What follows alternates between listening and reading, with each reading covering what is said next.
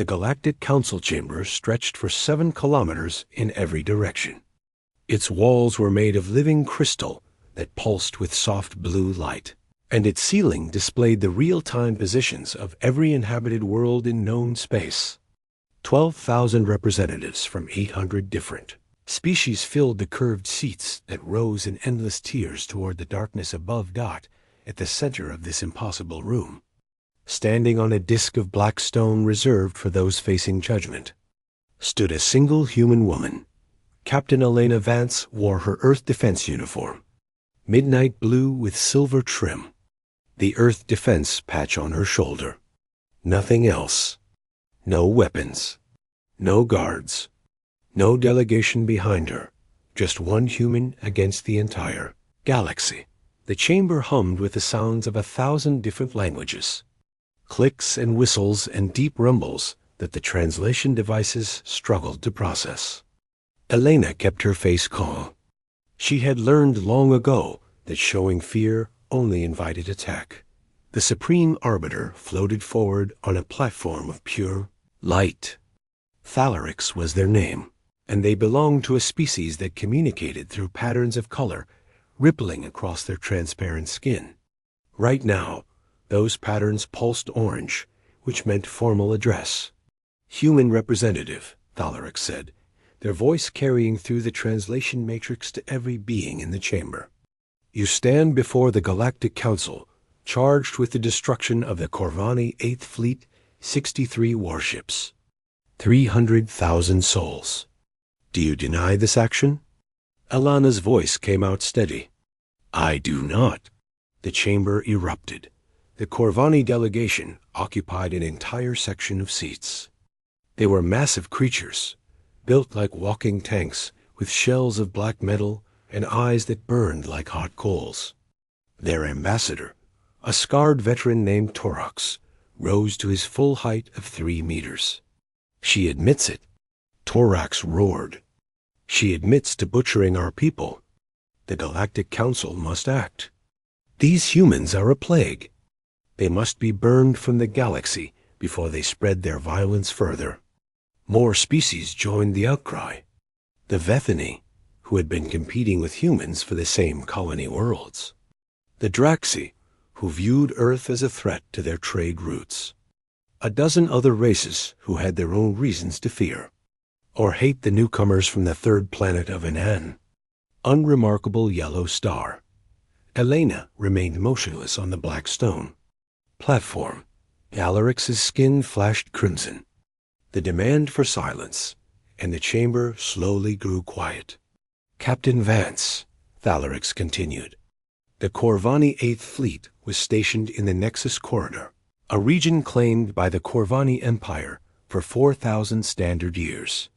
Your vessel, the ESS Defiant, entered this region without permission. When confronted by General Vorthan's fleet, you were ordered to surrender. Instead, Thalaric paused, patterns of confusion rippling across their form. Instead, you destroyed them. All of them. In 23 minutes. 22 minutes and 17 seconds. Elena corrected quietly. The chamber exploded again. Silence. Thalarix's command hit like a physical force. Several delegates clutched their hearing organs in pain. Captain Vance. The Corvani 8th Fleet was commanded by General Vorthan, the most decorated military leader in their empire's history. His flagship alone carried weapons capable of cracking a planet in half. You commanded a single patrol vessel with a crew of 94 humans. Explain this outcome. Elena lifted her chin slightly. General Vorthan made a mistake. And what mistake was that? He assumed numbers would save him.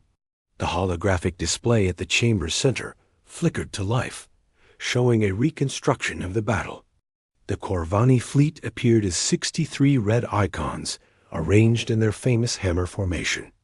The Defiant appeared as a single blue dot. General Vorthan hailed us the moment we entered the corridor, Elena said, her voice carrying across the silent chamber. He informed me that I had violated sovereign Corvani territory. He gave me 1 standard hour to surrender my vessel and crew for processing. Processing meaning execution, Thalarix noted. Yes, the Corvani do not take prisoners. General Vorthin was very clear about this. He told me, and I quote, "I have 1,000,000 soldiers under my command across the Empire. Your species is nothing. Surrender now, and I will make your deaths quick." The chamber watched as the blue dot on the display began to move. Not away from the fleet. Toward it. What was your response? Thalarix asked. Something shifted in Elena's eyes. Something that made the nearest delegates lean back in their seats. I told him, "Good, I have 1,000,000 targets." The display showed what happened next. The blue dot accelerated to a velocity that made the Corvani tracking systems useless. It wove through the hammer formation, like a needle through cloth, and wherever it passed, red icons began to blink out of existence. My crew and I spent 4 years mapping the Nexus corridor before the Corvani decided to claim it, Elena explained. We knew every asteroid, every debris field, every gravity well. General Vorthin knew none of it. His ships were positioned to intimidate, not to fight. When we drew them into pursuit, they flew exactly where we needed them to fly. The display showed Corvani warships slamming into asteroids they could not detect in time. It showed chain reactions as damaged vessels crashed into their neighbors. It showed the Defiant using the corridor's gravitational anomalies to appear behind the fleet, and above it, then below. Never where the Corvani expected. 22 minutes and 17 seconds, Elena repeated. That is how long it took for General Vorthin to lose everything. Not because we had superior firepower. We did not. Not because we had more ships. We had won. We won because humans do not think the way other species think. We see patterns. We find weaknesses. And when someone threatens to kill everyone we love, she paused. We become very creative. The display froze on the final image. The Defiant, alone among the wreckage of 63 warships, Ambassador Torox surged to his feet again. This changes nothing. She admits destroying our fleet. The Galactic Council must authorize military action. We demand the immediate invasion of Earth. You are welcome to try, Elena said. The words were quiet, but they cut through the chamber's noise like a blade. I am sorry? Torox growled. Did you just threaten the Corvani Empire in the Galactic Council chamber? I stated a fact. You are welcome to try invading Earth, but I should warn you, I am not particularly exceptional among my people. I am a captain. We have thousands of captains, and admirals, and strategists who make me look like a beginner. She turned slowly, addressing the entire assembly. For the past century, humanity has been exploring the galaxy, making friends where we can, avoiding conflict where possible. We have been polite, diplomatic. Some of you have mistaken this for weakness. Her gaze swept across the Vethany delegation, the Draxi, the dozen other species who had voiced support for military action. It is not weakness. It is restraint. Elena looked back at Torox. Ambassador, General Vorthin once asked me if I truly believed humanity could survive against the might of his 1,000,000 soldiers. I told him we had 1,000,000 targets. Now I will tell you something else. She paused, letting the silence stretch. We have been watching you. All of you. For 100 years, while you ignored us and called us primitive, we have been studying your tactics, your weapons, your weaknesses. Every fleet movement, every base construction, every training exercise. We know exactly how to hurt you if you force us to. This is a bluff, Torox snarled. Is it? Elena's voice did not waver. The Corvani thought I was bluffing too. 63 ships learned otherwise. The chamber fell silent. Here is what happens next, Elena continued. The Galactic Council will investigate why General Vorthin's fleet was positioned to intercept. Civilian exploration vessels in territory. It was neutral until 6 months ago. You will investigate why the Corvani Empire has been quietly claiming systems along human expansion routes. And you will consider that the real aggressors here are not the species who lost one ship defending themselves, but the species who lost 63 ships trying to commit murder. She turned to Thalarix. I have said what I came to say. The Council may render whatever judgment it wishes, but I would recommend investigating my claims before making any decisions. The Supreme Arbiters. Skin cycled through complex patterns, confusion, concern, and something that might have been reluctant respect. This session will recess for investigation, Thalarix announced. The human representative will be confined to diplomatic quarters pending review. As guards moved to escort Elena from the chamber, she caught Ambassador Torox's burning eyes and held them. Oh, Ambassador, I forgot to mention one thing. What? The Defiant was not alone in the Nexus corridor. We just wanted you to think it was. She was led away before Torox could respond. And in the observation gallery above, hidden among thousands of spectators, a human man in civilian clothes touched a communicator beneath his collar. Phase 1 complete, he murmured. The captain has their attention. Begin Phase 2. 7 days after Elena's testimony, the Galactic Council's investigation uncovered something that made even the oldest species afraid. Supreme Arbiter Thalarix convened an emergency session. Not in the main chamber, but in the secure conclave, a room specifically designed to prevent any form of surveillance. Only 15 beings were allowed inside. Thalarix, the 5 senior arbiters, Ambassador Torox of the Corvani, and representatives from THE Council's most powerful member species. Elena Vance was brought in under heavy guard, but she was not the only human present. Sitting in the observation alcove, identified as an independent witness, was a man named David Cross. His credentials said he was a cultural attach from Earth's diplomatic corps. His real job was far more complicated. He was the same operative who had spoken into his communicator. At the end of Elena's first appearance, Thalarix began by displaying intercepted communications, recovered from the wreckage of General Vorthan's flagship. The messages appeared on screens throughout the conclave. Translated into every language present, the messages were damning. They revealed that the Corvani Empire had been conducting a systematic campaign to surround human space for decades. The ancient claim to the Nexus corridor was fake, created only 8 months ago, specifically to cut off a critical exploration route. General Vorthan's orders were not to capture the Defiant. They were to destroy it completely and leave no survivors, then blame the disappearance on a navigation accident. The humans were never supposed to know, Thalarix summarized. The Corvani planned to close the trap slowly, claiming one neutral system after another, until Earth was completely isolated. Then they intended to offer humanity a choice: total submission or complete destruction.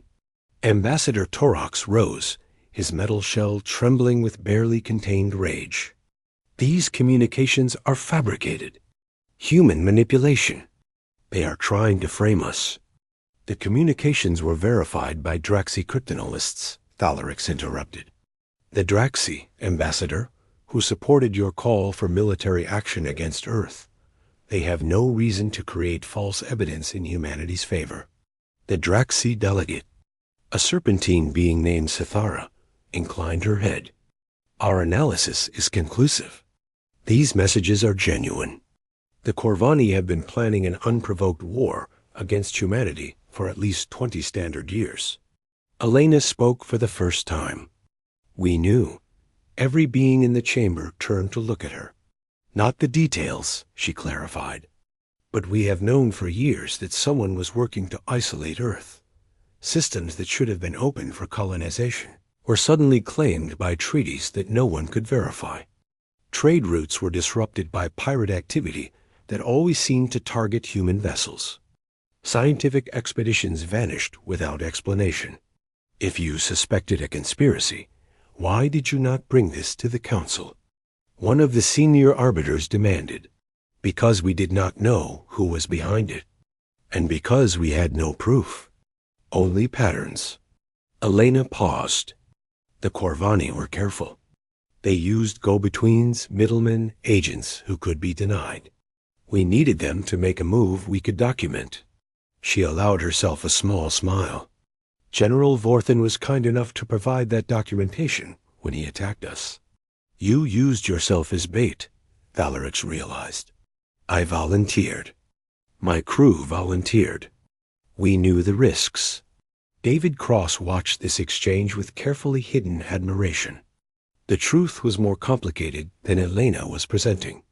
The mission to the Nexus Corridor was designed to provoke a response, but there were backup plans in place that Elena did not know about. Plans that David was prepared to put into action if necessary. Ambassador Torax made one final attempt to save the situation. Even if these communications are real, they represent the actions of a rogue commander, not official Empire policy.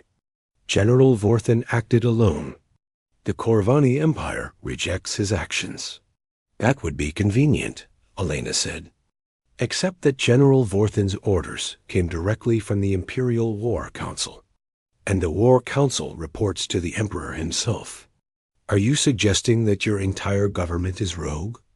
You have no proof of that. Actually, Thalorix interjected, she does. New documents appeared on the display. These were recovered from General Vorthen's personal files. They include direct communications with Emperor Kravax himself. The chamber went silent. Emperor Kravax was the absolute ruler of the Corvani Empire. He had held power for over 1,000 standard years. His involvement meant this was not a conspiracy by ambitious military leaders. It was state policy at the highest level. The Galactic Council's charter is clear, Thalorix continued. Unprovoked aggression against a member species is grounds for punishment, trade restrictions, and in extreme cases, military intervention. The evidence suggests that the Corvani Empire has been planning genocide against humanity. This is as extreme as it gets. You cannot seriously be considering action against the Empire, Torax sputtered.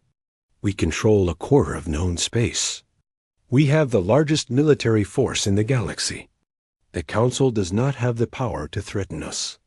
The Council does not need to threaten you, Elena said quietly. We do. She stood, and something in her posture made even the guards step back. Ambassador Torax, your empire has spent 20 years preparing to wipe out my species. You have built fleets, trained soldiers, planned campaigns.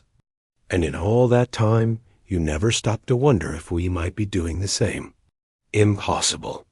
Your species is too young, too backward. 22 minutes, Helena cut in. That is how long it took me to destroy 63 of your warships with a single patrol vessel. You think I am exceptional. I told you before, I am not. I am a captain. And Earth has thousands of captains. Admirals who have spent their careers studying your tactics. Strategists who have war-gamed every possible invasion. Engineers who have been designing weapons you cannot imagine. This is a bluff, Torax insisted, but his burning eyes flickered rapidly. Is it? Let me tell you what is going to happen next. The Galactic Council is going to punish the Corvani Empire for conspiracy to commit genocide. You are going to withdraw all forces from the neutral systems you have illegally claimed. And you are going to pay compensation to the families of the 300,000 Corvani soldiers who died because your emperor was too arrogant to recognize a trap. Compensation? You killed them. They died following illegal orders. Their blood is on Emperor Kravax's hands, not mine. Elena's voice did not waver. And if the Empire refuses these terms, if you decide that your pride is worth more than your survival, then humanity will give you the war you have been planning. Except it will not go the way you expect. You cannot fight the entire empire. We do not have to fight the entire empire. We just have to make the war so expensive that your own people turn against their leadership. How long do you think Emperor Kravax will last when his fleet keeps losing to a primitive species? Ambassador Torox was silent. You see, Elena continued, that is what you never understood about humans. You looked at our population, our territory, our military, and you saw a species you could crush. But you never looked at our history. You never studied what happens when humans are cornered. You never realized that we have been fighting wars of survival since before your species existed, and we always find a way to win. She turned to Thalarix. The Council can decide how to proceed, but I suggest accepting my terms, because the alternative will be very unpleasant for everyone. As the session broke for discussion, David Cross slipped out of the conclave and made his way through the station's corridors to a hidden cargo bay. There, he activated a secure communication device. It is Cross. The captain played her part perfectly. The Council is moving toward punishment. A voice responded, female, calm, with a faint accent. And the Corvani? Shaken.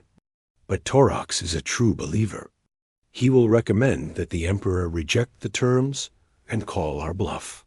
That is what we are counting on. Is the package ready? David glanced at a sealed container in the corner of the cargo bay. Ready for delivery. Good. When the Corvani reject the Council's terms, they will gather their fleet for a show of strength. Make sure the package reaches their staging area before they arrive. Understood. What about the captain? A pause. She has performed well, but she cannot know about the next phase. Not yet. Is that wise? If she finds out we have been using her, then we will handle that when it happens. Our priority is ensuring the demonstration goes according to plan. The Corvani need to understand exactly what they are dealing with, and so does the rest of the galaxy. David looked at the container. Inside was a device that looked simple enough. A sphere about the size of a human head, covered in circuitry that pulsed with faint blue light. The rest of the galaxy might not like what they learn. The rest of the galaxy will learn to respect us. That is all that matters. Cross out. The transmission ended. David began preparing the package for delivery. And in her diplomatic quarters, Elena Vance sat alone, staring out at the stars, wondering why her handlers had insisted she reveal Earth's preparations so openly. It was not subtle. It was not diplomatic. It was almost like they wanted the Corvani to call the bluff. Almost like they were counting on it. 3 standard days after the emergency session, the Galactic Council formally punished the Corvani Empire. Trade restrictions. Travel limitations. A demand for immediate withdrawal from all illegally claimed territories. Emperor Kravax's response arrived within hours. He rejected everything, declared the evidence fabricated, and announced that the Corvani 1st through 4th fleets would conduct defensive exercises near the human colony of New Brisbane. 400 warships, 8 million soldiers, the largest military assembly in galactic history. Elena Vance received the news in her diplomatic quarters on the Council Station, where she had been confined since her testimony. She immediately contacted Earth Command. Admiral Hayes, she said when the connection opened, tell me we have a response planned. Admiral Marcus Hayes was a weathered man in his 60s who had spent his entire career preparing for this moment. His expression on the view screen was impossible to read. Captain Vance, your performance before the Council was outstanding. Earth owes you a debt. Sir, with respect, I do not care about debts right now. I care about the 400 warships heading for New Brisbane. New Brisbane will be defended. With what? Our entire fleet is a fraction of what they are sending. Hayes was silent for a long moment. Then very quietly, he said, "Captain, there are aspects of Earth's defense strategy that have been kept secret, even from officers of your rank. What I am about to tell you does not leave this conversation." Elena felt cold. "Sir, for the past 40 years, Earth's official military budget has been about 3% of our total government spending. The publicly known fleet consists of 200 vessels, most of them classified as exploration or patrol craft. I know our numbers, Admiral. You know our official numbers." Hayes leaned forward. "The real budget is closer to 18%. And the real fleet." He took a breath. "The real fleet has been building in the outer solar system, hidden in asteroid bases and artificial comets. 900 vessels, Captain. 4 times our official strength, including 150 ships that carry weapons the rest of the galaxy does not know exist." Elena stared at him. 40 years. You have been hiding this for 40 years? Since before the Corvani began their trap. We knew this day would come. We just did not know when. Hayes's expression softened slightly. You were not told because we needed genuine reactions. If Galactic Intelligence Services suspected we were hiding our true strength, they would have adjusted their plans. Your surprise had to be real. My crew could have died. They could have. And they would have died as heroes, buying us time. There was no apology in Hayes's voice, only cold calculation. War requires sacrifice, Captain. You know this. Elena wanted to argue, but she knew he was right. She had made similar calculations herself. What happens now? She asked. Now we show the Corvani what they are really dealing with. And we show the rest of the galaxy why humanity should never be underestimated. In deep space, 20 light years from New Brisbane, the Corvani First Fleet dropped out of faster-than-light travel to meet the other 3 fleets. General Dravak, commander of the combined force, surveyed the assembled armada from his flagship's bridge with considerable satisfaction. 400 warships, the pride of the Empire, each one capable of destroying a planet. Communications officer, Dravak rumbled. Open a channel to the human colony. Standard threat protocol. Moments later, his image appeared on every screen on New Brisbane, a world of 6 million humans who had been watching the news with growing terror. Human colonists. I am General Dravak of the Corvani Empire. Your government has insulted the Emperor and defied the natural order of the galaxy. You have 2 standard hours to surrender unconditionally. Failure to obey will result in your immediate destruction. This is your only warning. He cut the transmission before any response could be received. Deploy the fleet in destruction formation, Dravak ordered. I want the humans to see exactly what they are facing. The 400 warships began to spread out, forming a sphere around New Brisbane that would allow them to bombard the planet from every direction at once. Except something was wrong. General, the sensor officer reported. I am detecting unusual readings at the edge of the system. What kind of readings? It appears to be ships, General. Many ships. They are coming out of faster-than-light travel. Dravok's burning eyes narrowed. Human reinforcements? How many? A pause. Then, in a voice that trembled with something very close to fear, 900 vessels, General. And still coming. The bridge went silent. On the main display, icons began appearing at the system's edge. Blue icons. Human icons. More and more of them, until the display was filled with a constellation of enemy contacts. That is impossible, Dravak whispered. Human intelligence said their entire fleet was 200 ships, ... General, I am detecting weapon signatures we do not recognize. Several of the larger vessels are charging something. Energy readings are beyond anything in our records. In the midst of the emerging human fleet, A small shuttle dropped out of faster-than-light travel in a blind spot between sensor arrays. Inside, David Cross activated the package. The sphere came to life, blue circuitry pulsing faster and faster. Cross programmed the coordinates, the exact center of the Corvani formation, and launched it. The sphere shot toward the enemy fleet at a speed that should have been impossible for an object its size. It moved too fast for Corvani sensors to track, too small for defense systems to target. It reached the center of the destruction. Formation. And it went off. The sphere did not explode in any normal sense. There was no fireball, no shockwave, no radiation.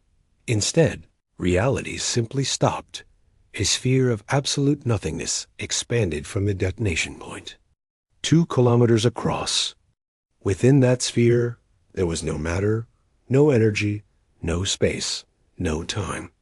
Ships that crossed its boundary ceased to exist, not destroyed, simply erased from the universe as if they had never been. 38 Corvani warships vanished in the first second. The expansion stopped. The void sphere hung in space, a perfect hole in reality, surrounded by the wreckage of ships that had been torn apart by gravitational forces at its edges. The Corvani fleet froze. Admiral Hayes's voice broadcast across all frequencies, reaching every ship in the system. General Dravok. This is Admiral Marcus Hayes of Earth Defense Command. What you just witnessed was a demonstration of what we call a void bomb. We have many more. Enough to erase your entire fleet from existence. Silence from the Corvani flagship. We did not want this, Hayes continued.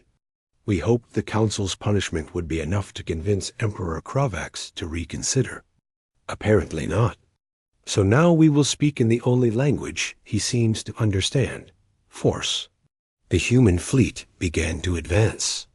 900 ships against the remaining 362 Corvani vessels. You have 2 choices, General. You can withdraw from this system immediately and return to Empire space. Or you can stay and die. Either way, New Brisbane will not fall today. And if the Empire continues its aggression, we will bring the war to your homeworld. We will deploy void bombs above every major city until there is nothing left of your species but memories. General Dravok's voice, when it finally came, was shaking. You would commit genocide? We would defend ourselves. By any means necessary. Hayes paused. I do not want to destroy the Corvani, General. I want to live in peace with every species in this galaxy.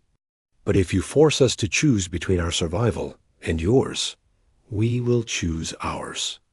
Every time. Without hesitation. The Corvani fleet hung in space, surrounded by the wreckage of 38 ships and the impossible emptiness of the void sphere. You have 1 hour to begin your retreat.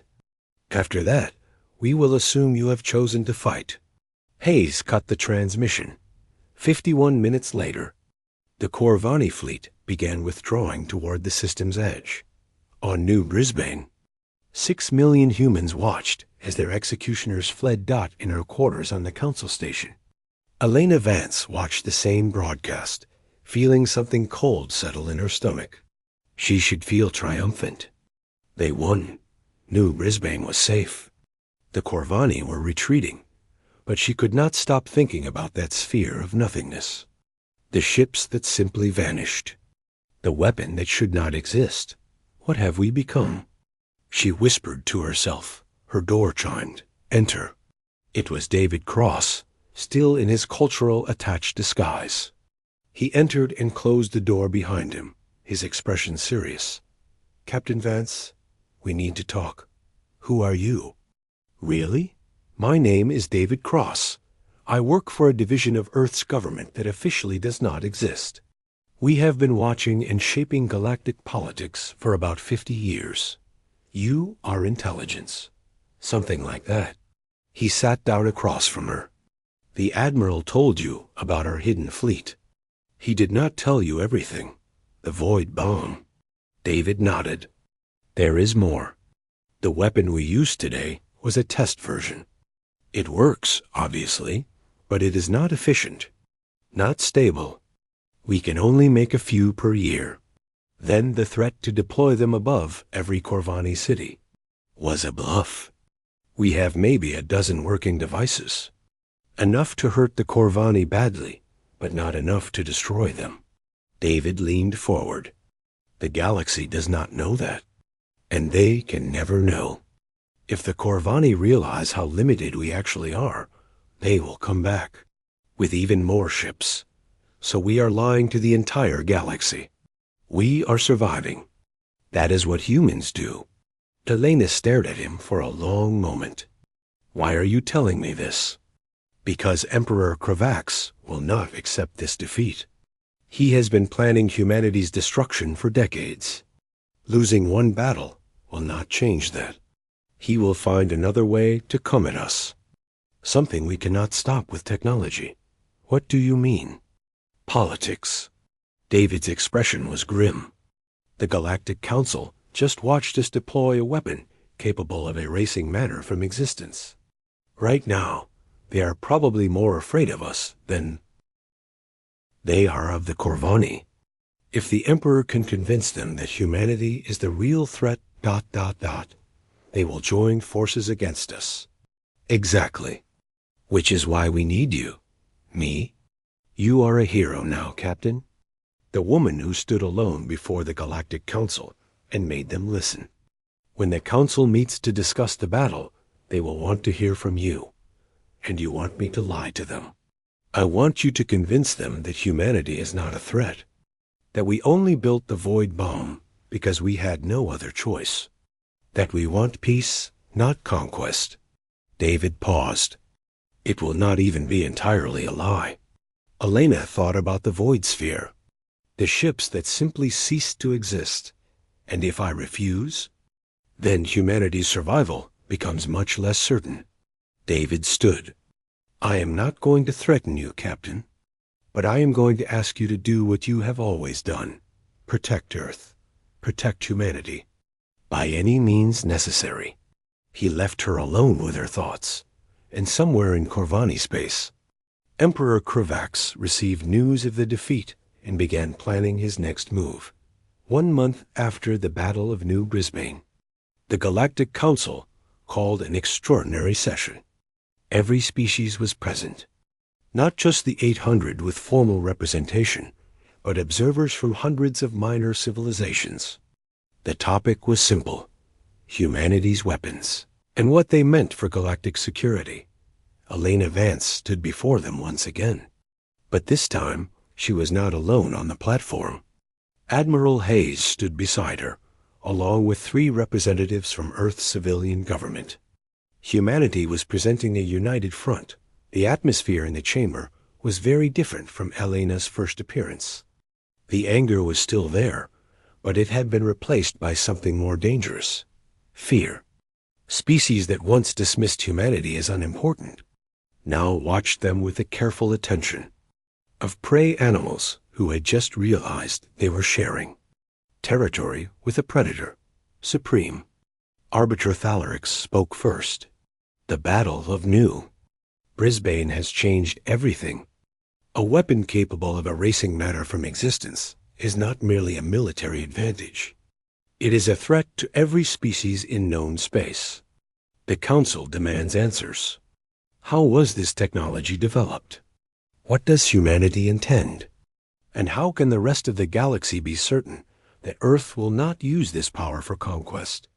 Admiral Hayes stepped forward to respond, but Elena placed a hand on his arm. Let me, she said quietly. She approached the central podium. Supreme Arbiter, distinguished delegates, I understand your fear. I share it. A murmur of confusion rippled through the chamber. Let me tell you a story, Elena continued. On Earth, about 400 years ago, human scientists discovered how to split the atom. This discovery led to the creation of weapons capable of destroying entire cities. Weapons that were used, twice, in a conflict we call World War II. She paused. After those weapons were used, Humanity faced a choice. We could have continued building more powerful bombs, racing toward mutual destruction. Instead, we created something else. Agreements, treaties, organizations dedicated to preventing nuclear war. We spent centuries learning how to live with the power we had created. Elena turned slowly, addressing the entire chamber. That is what humans do. We invent terrible things, and then we figure out how to not destroy ourselves with them. It is not pretty, but it works. And that is what we are offering the galaxy now. Offering? A Draxi delegate called out. You speak as if you are being generous, human. You hold the most powerful weapon in existence. You could demand any terms you wished. Could we? Elena's voice sharpened. Let me be clear about something. The void bomb technology, yes, we have it. But we do not have unlimited quantities. We cannot hold the entire galaxy hostage. We can defend ourselves. We can hurt anyone who attacks us. But conquest? That is not possible for us, even if we wanted it. Then why reveal the weapon at all? Ambassador Sithara of the Draxi asked. If your intention was defense, you could have kept it secret until needed. Because secrets do not create trust, Elena replied. The Corvani kept their plans for humanity secret for decades, and look what it got them. A fleet in ruins and their emperor's schemes exposed to everyone. We do not want to be like them. We want to be partners, allies, but alliance requires honesty. She took a deep breath. So here is the truth. Humanity is afraid. We have been afraid since we first looked up at the stars and realized how vast the universe is. How many civilizations had been conquering and killing each other for thousands of years before we even learned to write. The void bomb exists because we were terrified of what might happen if we remained weak. It was desperation, not ambition, that drove us. The chamber was silent. Now we have the power we sought, and we must decide what to do with it. Elena looked directly at Thalarix. We are not going to give up the technology. No species would disarm in the face of potential enemies.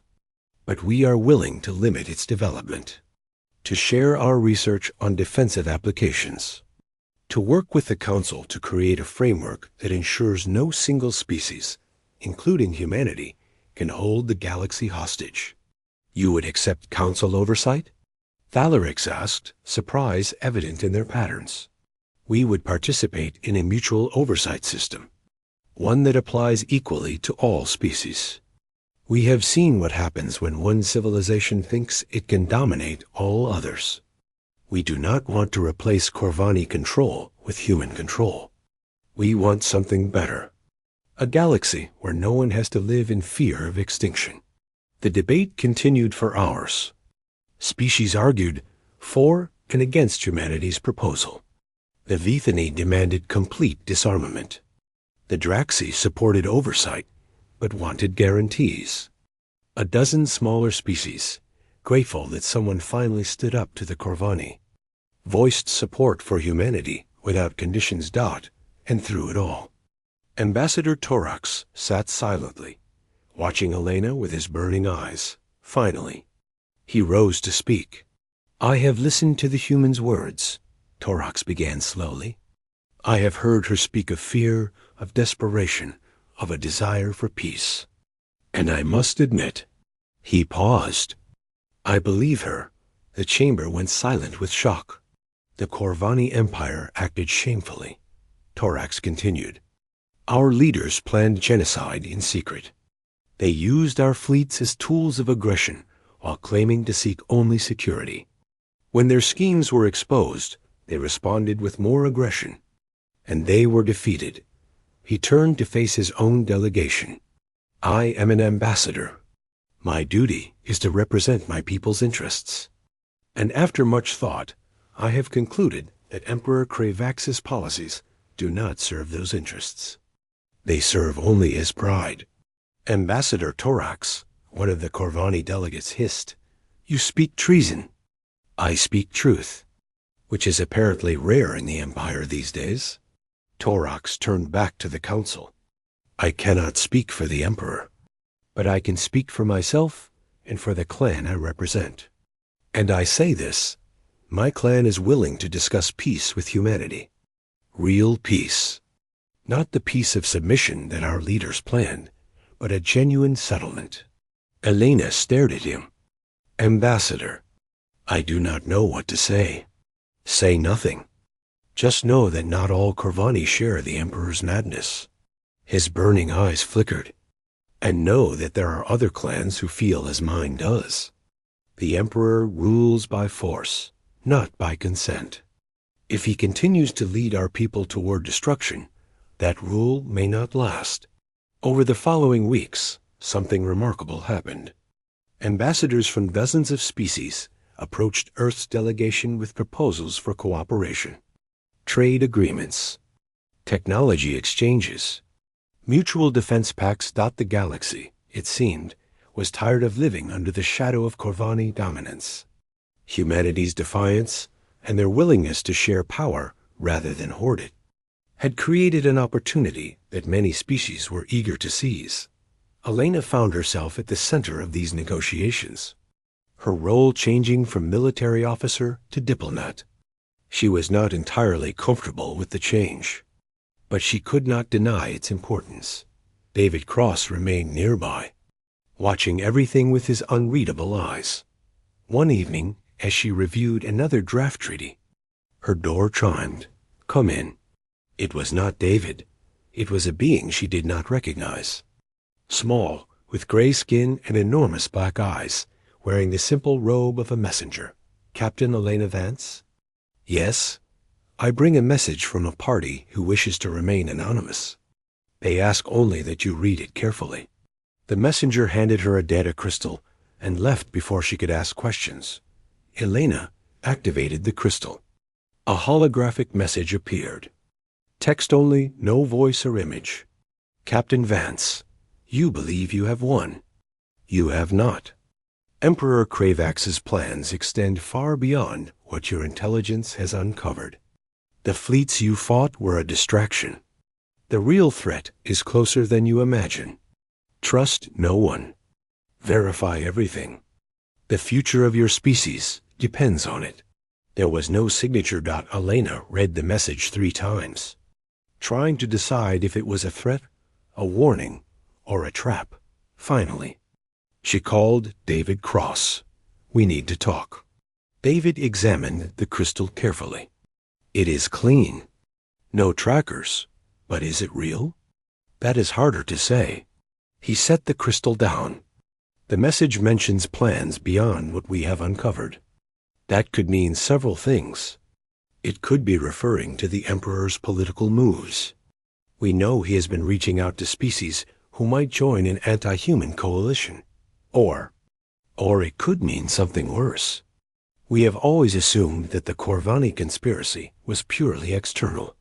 Fleets, invasions, territory grabs. But what if they have been working on something internal as well? Elena's blood ran cold.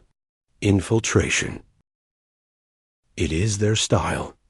The Corvani are masters of long-term planning.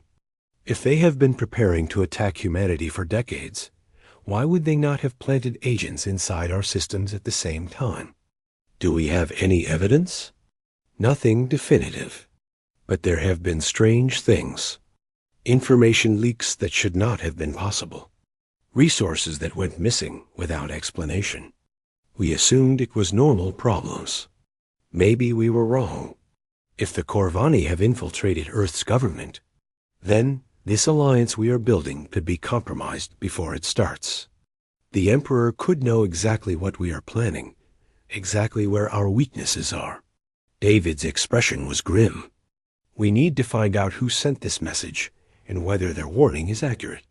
Before it is too late. How? I have contacts. But I will need your help. Me? I am a captain, not a spy. You are the face of humanity right now. You have access to people and places that I do not. And more importantly, he met her eyes. You are the only person in this entire situation that I'm certain is not compromised." Elena considered this for a long moment. Then she nodded. "What do you need me to do?" 6 weeks of investigation later, Elena Vance stood in a secure facility on Earth's moon, staring at a wall of evidence that made her feel sick. The infiltration was real. And it was far worse than anyone had imagined. Corvani agents, specialists in biological disguise technology, had been operating inside human space for over 30 years. They had penetrated every level of government, military, and civilian systems. They had stolen research, sabotaged projects, and killed key figures whose deaths were blamed on accidents. And they had been preparing for something big. David Cross stood beside her, his usual calm finally broken. "The warning message was not from a friend," he said. "It was from a Corvani who turned against the Emperor. One of their own agents who became disgusted with the plans and decided to warn us. Where is this person now?" "Dead. The Emperor's loyalists got to them before we could make contact." David pulled up a new display. "But before they died, they managed to send one more piece of information. The Emperor's final backup plan." Elena looked at the display and felt her heart stop. "A kill switch," she whispered. "Hidden devices placed throughout human systems over the past 30 years. Power grids, water treatment, medical centers. If activated at the same time, they would collapse civilization on Earth and every major colony within hours. Billions of deaths, Captain. Not from warfare, but from systems failing. Can we find them?" "We are trying. But there are thousands of devices, all designed to look like normal equipment. We need time we do not have." "How much time?" "Our best intelligence says the Emperor has given a deadline to the alliance forming against him. If they do not cut ties with humanity by the end of the week, he will activate the kill switch. The deadline was not delivered to us. It was delivered to our new allies." Elena closed her eyes. "He is trying to turn them against us. He is succeeding. 3 species have already reconsidered their partnerships. They are afraid that staying connected to humanity will make them targets. Then we need to find another way." Elena spent the next 2 days barely sleeping, working with David and a team of analysts to develop a counterplan. They identified the central command node for the kill switch, a facility hidden in the asteroid belt, disguised as a mining operation. If they could take that facility before the deadline, they could prevent the activation signal from being sent. The problem was that the facility was heavily defended. Any direct assault would trigger automatic systems that would immediately activate the kill switch. "We need to approach quietly," Elena said. "A small team, inserted without detection, who can disable the system from inside." "The facility's security was designed by Corvani paranoia," David pointed out. "No human team could get close without being detected." "Then we do not send humans." David frowned. "What are you suggesting?" "Ambassador Torax. He said there are other clans that oppose the Emperor. What if we reach out to them? Ask for their help? You want to trust Corvani to break into a Corvani facility?" "I want to give them a chance to prove they are not all our enemies." Elena met his eyes. "You said it yourself. We cannot win this by force. We need allies. Real allies who are willing to take risks for us because they believe in what we are doing. If we cannot trust anyone, we have already lost." David was silent for a long moment. Then slowly he nodded. "I will make contact. But Captain, if this goes wrong, then it goes wrong. But at least we will have tried." Ambassador Torax's response arrived within hours.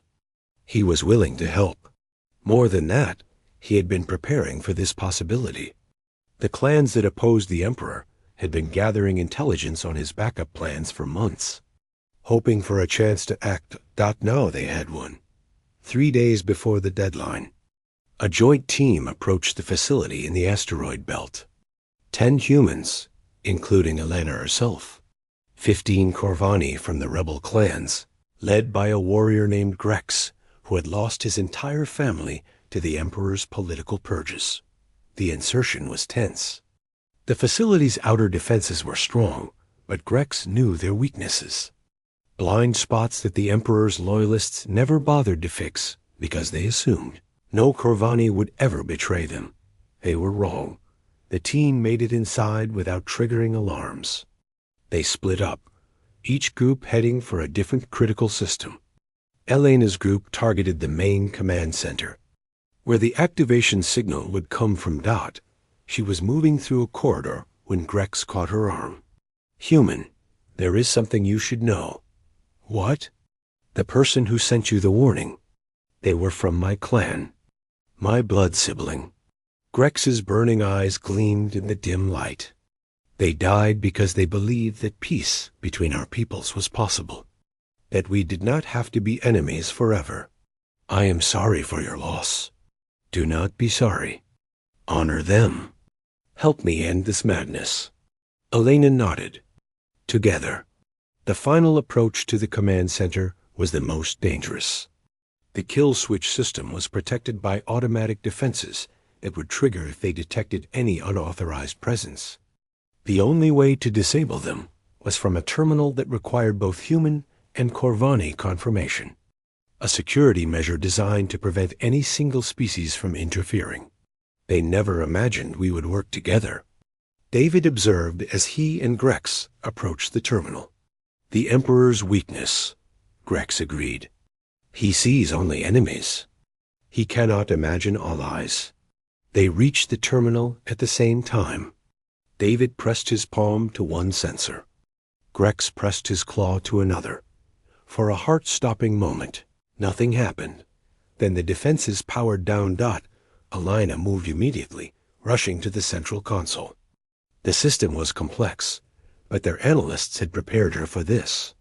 She began entering commands, systematically disabling the network of devices hidden throughout human space. 30 seconds, David called out. "Security teams are responding. Almost there." The facility shook as explosions echoed from distant corridors. Their escape route was being cut off. 20 seconds. Elena's fingers flew across the console. Device after device went dark. 1,000 kill switches made harmless. 10 seconds. The last device deactivated. The network went silent. "Done," Elena breathed. Grex was already moving. "This way. There is an emergency exit the Loyalists do not know about." The escape was brutal. Corvani security forces swarmed the facility, and the joint team fought their way out in running battles that cost them casualties on both sides. By the time they reached their shuttle, 3 humans and 4 Corvani were dead, but they were alive. And the kill switch was destroyed Dot as the shuttle accelerated away from the asteroid belt. Elena looked back at the facility they had just escaped. Already, human and allied forces were moving in to secure it completely and to capture the evidence of the Emperor's plot. "It is not over," she said quietly. "No," Grex agreed. "The Emperor will not accept this defeat. He will try again. Will your people stand with us?" Grex was silent for a moment. "Then, my people are divided. Many still believe the Emperor's lies. But today, we prove that cooperation is possible, that humans and Corvani can fight together, die together, succeed together. That matters. It is a start. Yes, a start." Grex's burning eyes studied her. "You humans are strange, Captain Vance. You face a species that has tried to wipe you out, and instead of seeking revenge, you offer partnership. Why?" Elena considered the question. "Because revenge does not solve anything. It just creates new enemies. We have had enough wars on Earth to know that the only way to really win is to make your enemies into allies. A difficult belief. We are difficult people." Grex made a sound that might have been a laugh. "Perhaps that is why you have survived. The exposure of the Emperor's kill switch plot sent shockwaves through the galaxy. Even species that had been friendly to the Corvani Empire were horrified by the scale of his planned atrocity. The alliance that Elena helped build did not dissolve. It strengthened as more civilizations realized that the Corvani, under their current leadership, threatened everyone. Within weeks, Emperor Kravax faced open rebellion from a third of his own clans. Ambassador Torox led a coalition demanding his removal. The Empire teetered on the edge of civil war, and in the halls of the Galactic Council, a new charter was being drafted, one that established mutual defense, shared technology, and for the first time in galactic history, a genuine ban on wars of aggression. Backed by real enforcement, Elena Vance was present when the charter was signed. She watched as representatives from 42 species added their marks to the document, including several Corvani delegates representing the rebel clans. Admiral Hayes stood beside her. "You have done something remarkable. Captain, we have done something remarkable. All of us." Elena watched Grex add his mark to the charter. "I just hope it lasts." "Nothing lasts forever. But this," Hayes gestured at the assembled delegates, "this is better than what came before. That is all any of us can hope for." Supreme Arbiter Thalarix approached them. "Captain Vance, a word?" "Of course." Thalarix's skin cycled through colors suggesting deep thought. "When you first stood before this council, I did not know what to make of your species. You are young, aggressive, unpredictable. I thought perhaps the Corvani were right to fear you. And now I think the galaxy was fortunate that humanity chose cooperation over conquest. You had the power to become tyrants. Instead, you became builders." Thalarix's patterns shifted to something warmer. "The charter we signed today will shape the future for thousands of years. And it exists because humans refused to accept the galaxy as they found it." Elena did not know what to say. After a moment, she simply nodded. "Thank you, Supreme Arbiter. That means more than you know." Later, Elena found a quiet observation lounge with a view of the stars and stood there alone. "A million targets," she said quietly to herself. When General Vorthan had threatened her, she told him that his million soldiers were just a million targets. She had meant it as a warning, but now she understood it differently. Every problem, every enemy, every challenge was an opportunity. A target for human creativity, determination, and refusal to accept the way things were done. The galaxy had wanted to know what humans were. Now they knew. Humanity was the species that saw a million problems and said, "Good, a million chances to prove what we can do." And that, Elena realized, was why humanity was going to be just fine. The war was over, the alliance endured, and humanity, against all odds, had found its place among the stars.